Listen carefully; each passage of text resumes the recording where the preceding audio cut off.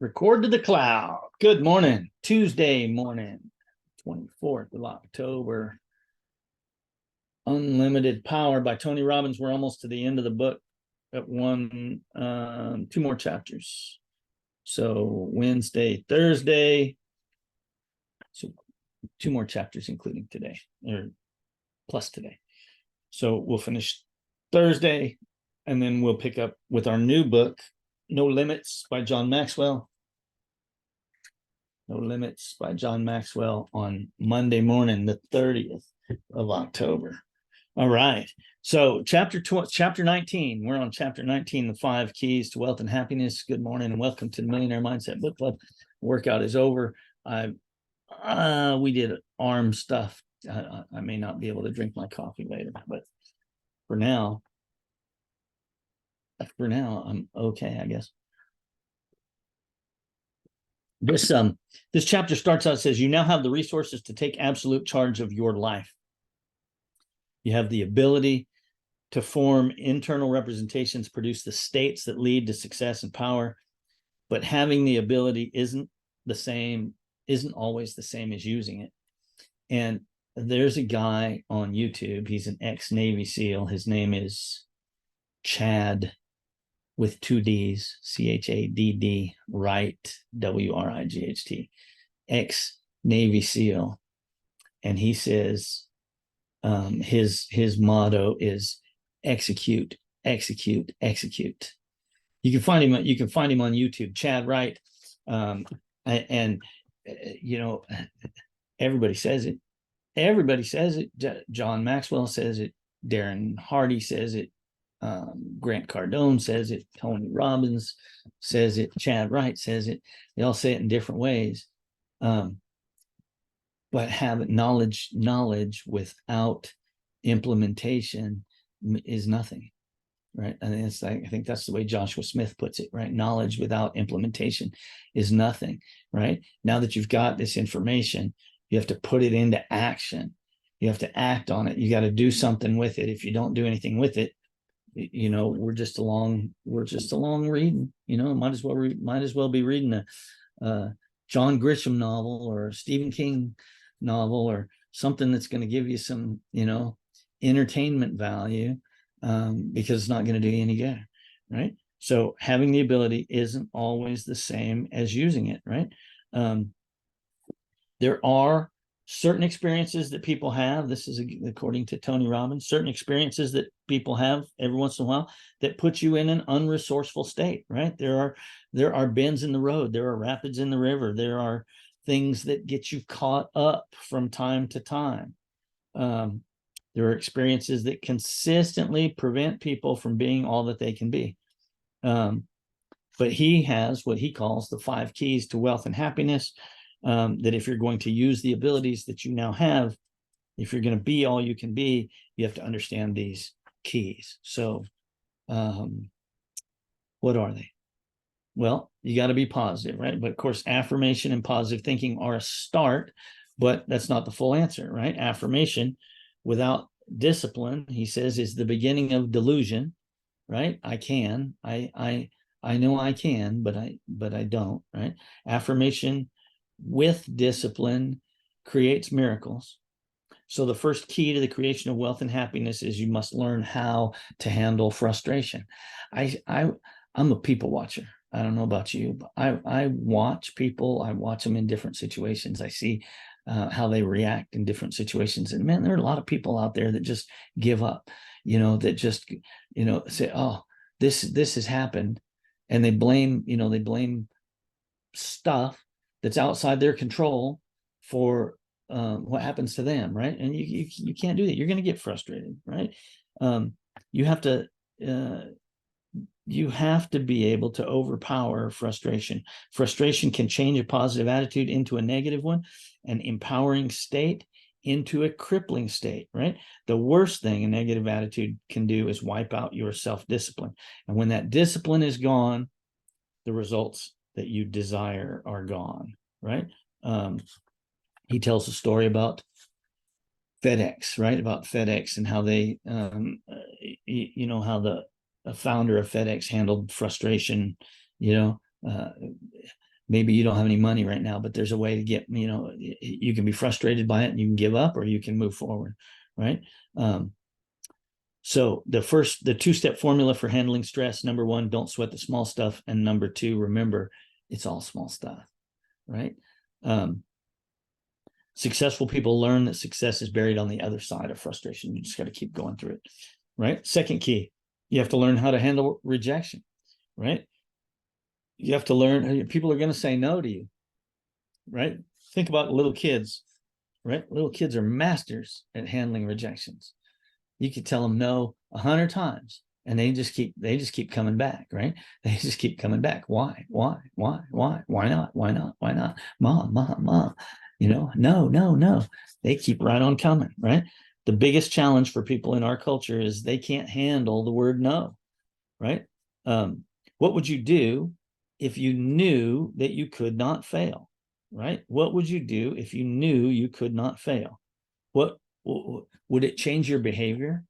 If you got on the phone and you knew that at the end of this phone conversation, no matter how many times this person told you no, they were going to say yes. Would it change your behavior? Would it allow you to do exactly what you want to do? Right? So if that's the case, what's stopping you? What's keeping you from doing it? Right? It's that little word no.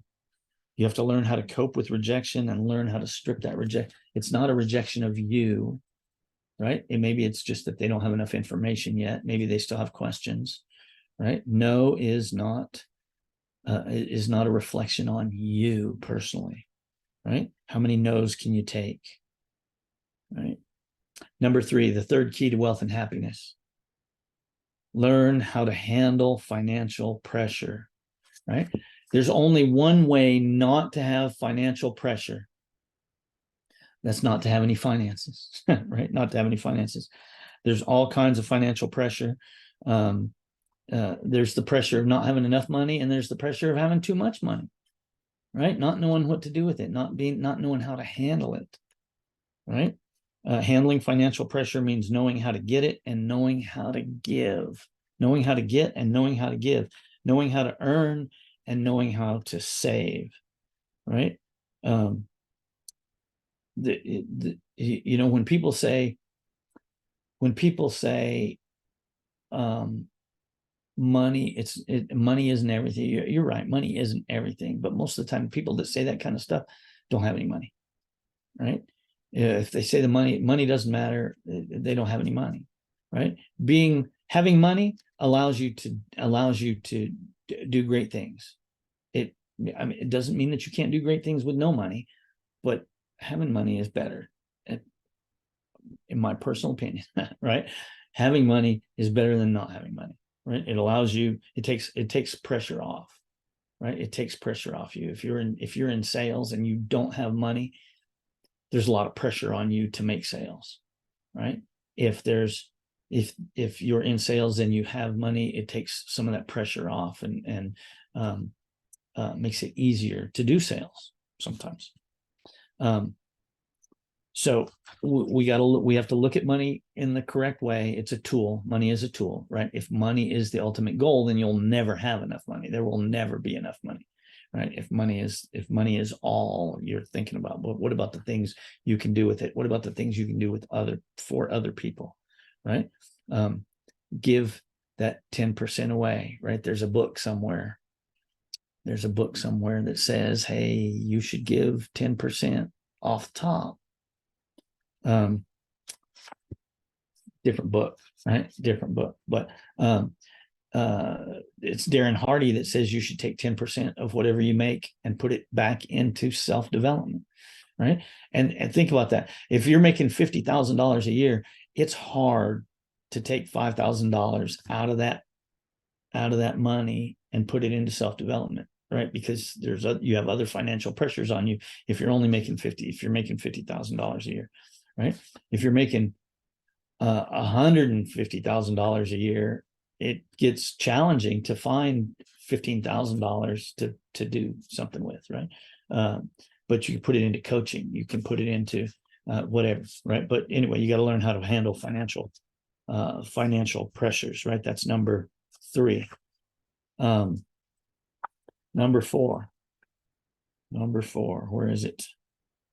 Number 4, you must learn how to handle complacency. You've seen people in your life that reach a level of success and then stop. Sometimes success is the greatest challenge to being successful, right? Because you get to this level, and sometimes too, you get to this level and then you plateau, right? Because the things that got you here are not going to get you to the next level, right? So you need to learn how to handle complacency, and you have to learn to say, okay, if I hit my goals and I stop, well, then maybe I need loftier goals, right? Comfort can be one of the most disastrous emotions a body can have. If you get too comfortable, you stop growing, you stop working, you stop creating added value, right? So number 4, learn how to handle complacency, right? And then the last key, always give more than you expect to receive. Always give more than you expect to receive. It's maybe the most important key of all, because it virtually guarantees true happiness, right? And so I just say it a little bit different way, right? When I give with the expectation that I'm not getting anything back, right? If I give money to something, I give money because I want to give money. I don't give with the expectation of getting back, right? If people I've loaned people money before, but I don't do it as a business, right? I don't do money. If I'm loaning money as a business and I'm charging interest, then that's a different story, right? I expect I'm helping you to buy something, whatever. But if I give you money because you need it, I give it with the expectation that I'm not getting it back. If I get it back, that's great. But if I don't, I'm not going to be mad at you.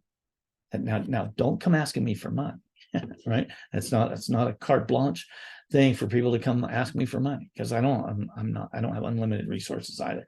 But and it's not just about money, it's about anything else. So I'll tell you a story, right? You ever help somebody out and they don't say thank you? Right? You ever help somebody out and they don't say thank you? You hold a door for somebody, you let somebody get in traffic or whatever, and they don't say thank you. How does that make you feel? Are you upset by that? Right?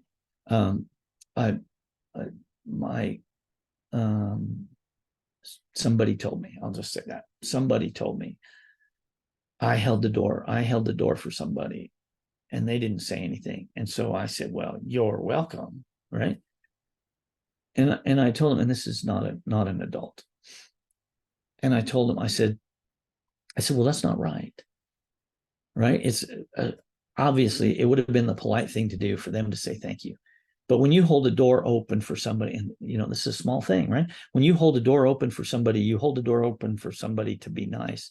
You hold the door open for somebody to be polite. It's the right thing to do. If they don't say thank you, okay, no big deal. You still did the right thing. You still did the nice thing, and you can just be happy. You just be, I don't want to get too cocky and say proud of yourself for doing it, but you know what I mean, right? I did it because it's the right thing to do. I helped you out. I helped somebody change a tire because it's the right thing to do, not because they didn't, not because I wanted them to say thank you or because I wanted them to, pay me or whatever, right? Do it further. So learn how to give, right? Learn how to give. That's, was that the last one? Number 5, right? Always give more than you expect to receive, right? So okay, backtrack just a little bit. Yesterday's chapter, the ultimate judgment of success, right? Your value hierarchies. Gave you a little bit of homework. I hope that it's something that you do, that you go back through that chapter and read it again and change. In the chapter, he has the values that he's created for relationships, right? And so obviously, number those values according to your value hierarchy, your ladder, and then do it again, read the chapter again, and change those value hierarchies, change the relationship value hierarchies to the values that you have about wealth, the values you have about success, about spirituality, about health, right? The different areas in your life, right? Go back through and create those value hierarchies for the different areas of your life. If you read it, and read the chapter again each time, because I think it's super important. Okay, that's all for today, Tuesday. Remember, we're going to finish up Unlimited Power this week on Wednesday, Thursday, and then we will be John Maxwell's No Limits will be the next book, and so we'll start this one on Monday the 30th. And I hope that you get the book, and I hope that you join us next week, and love to see you there. If you know somebody else that could be interested, might be interested in Millionaire Mindset Book Club, remember, this is just about getting people reading. That's all it is, right? So hope to see you later, and get out there, make today the greatest day ever so far. See you tomorrow.